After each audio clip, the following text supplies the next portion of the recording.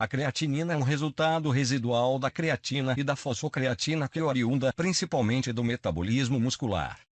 Enquanto cerca de 98% da creatina se mantém nos músculos, aproximadamente 1,6% a 1,7% deste valor é convertido em creatinina diariamente, que é rapidamente excretada pelo rim. Sendo assim, a produção e a liberação de creatinina pelos músculos são praticamente constantes. A geração da creatinina é diretamente proporcional à massa muscular, a qual varia de acordo com a idade, o sexo e a etnia. Outro fator que contribui para a elevação do nível de creatinina é o consumo de carne, já que a carne contém creatina, que pode ser convertida em creatinina através do cozimento. A creatinina é filtrada pelo glomérulo e não é metabolizada ou reabsorvida pelo rim. Aproximadamente 25% da creatinina urinária provém da secreção tubular. A quantidade secretada não é constante e depende do indivíduo, da concentração sérica de creatinina e pode ser afetada por medicamentos como a cimetidina e o trimetoprim.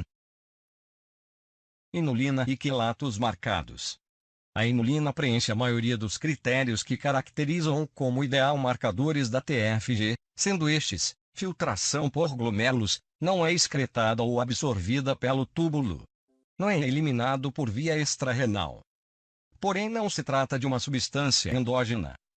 Outro problema da aplicação da inulina como um bom marcador da TFG seria o seu método, visto que este requer uma infusão constante por sua necessidade de concentração da substância em equilíbrio dinâmico.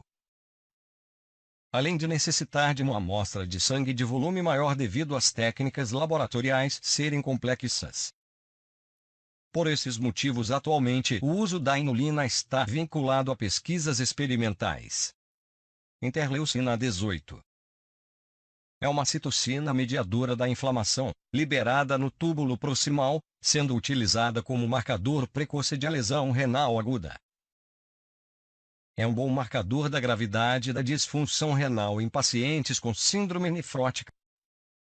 Cistatina C. A cistatina C é uma proteína inibidora da proteonase da cisteína sintetizada por todas as células nucleadas a uma taxa de produção constante, podendo ser encontrada em vários fluidos biológicos, como soro, líquido seminal e líquido cefalorraquidiano. Estas características justificam o uso da cistatina C como marcador endógeno para estimar a TFG, sem a necessidade da dosagem urinária, dispensando a coleta de urina e solucionando um dos principais problemas dos outros marcadores endógenos da TFG. Outra vantagem da cistatina C é que não há variação significativa da faixa de referência para homens e mulheres, já que sua produção é constante em todos os tecidos do organismo. Ureia. A ureia constitui o principal metabólito nitrogenado derivado da degradação de proteínas pelo organismo, sendo que 90% deste analito é excretado pelos rins e o restante é eliminado pelo trato gastrointestinal e pela pele.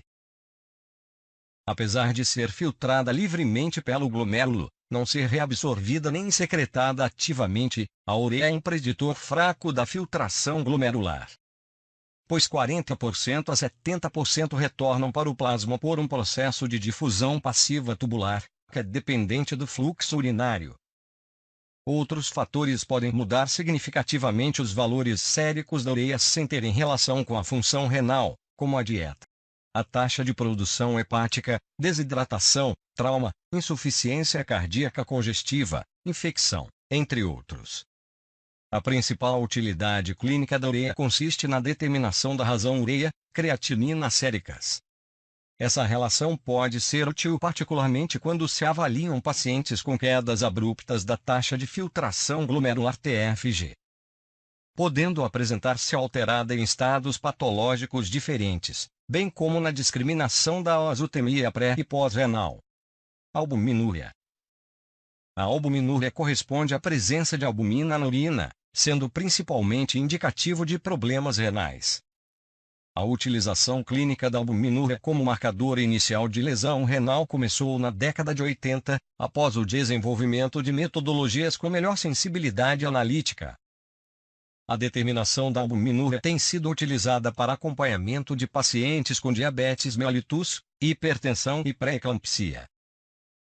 Uma vez que a intervenção clínica precoce pode preservar a capacidade de filtração glomerular.